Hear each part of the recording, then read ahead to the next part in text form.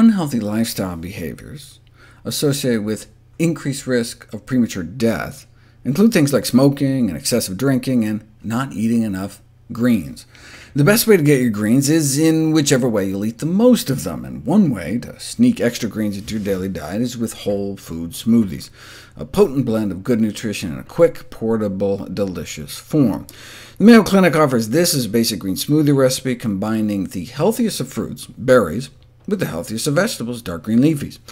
2 ounces of baby spinach is about 1.5 cups. Curly parsley is another mild beginner green to start with. Surprisingly, the sweetness of the fruit masks the bitterness of the greens, such that the pickiest of children love them, along with any adults who would otherwise not be consuming dark green leafy vegetables for breakfast. Or even fruit, for that matter. The average teen may only be getting about 1/20th of a serving of fruit otherwise, and loops don't count. But offering smoothies can have a dramatic effect on fruit consumption for students who do not want to take time peeling or chewing fruits. Who doesn't have time to chew a fruit? But the milkshakey texture of smoothies may not just boost the quantity of fruit and vegetable consumption, but also the quality. Carotenoid phytonutrients, like beta-carotene and lycopene, can exist as microscopic crystals trapped within the cell walls of fruits and vegetables, and they're only released when the cells are disrupted. That's why we need to chew really well. Mastication is doctor speak for chewing. We either have to chew better, or choose plants that are easier to chew. For example, while tomatoes have more beta-carotene than watermelon does, the watermelon's beta-carotene is more bioaccessible because it has kind of wimpy cell walls, but the cells of other fruits and vegetables are smaller and tougher. To maximize nutrient release, food particle size would ideally be reduced down to smaller than the width of the individual plant cells, but you can't do that with chewing.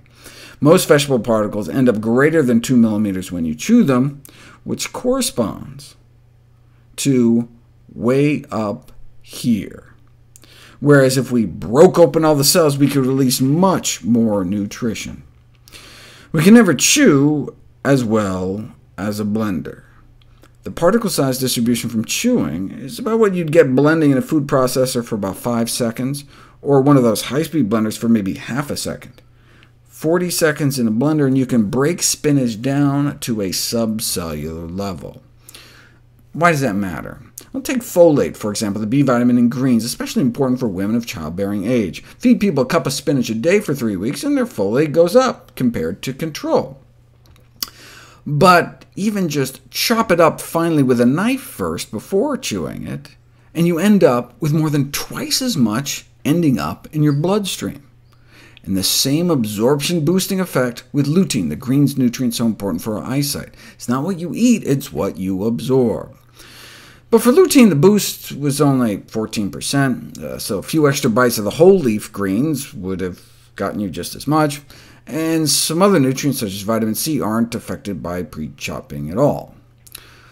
And this is less of an issue with cooked vegetables. This is for raw carrots. Boil the carrots for 3 minutes first, and even just regular chewing can release like 10 times more, but not as much as blended. Intense cooking, boiling for 25 minutes, so damages the cell walls that even gulping down large particles can result in significant absorption. But even then, blending may double carotenoid availability, explaining why we may be able to absorb 3 times the alpha and beta-carotene from pureed cooked carrots compared to mashed cooked carrots. So, blending vegetables, raw or cooked, into soup, sauces, and smoothies can maximize nutrient absorption. You went to the store and bought it, or toiled in your garden to grow it, you might as well take full advantage of it.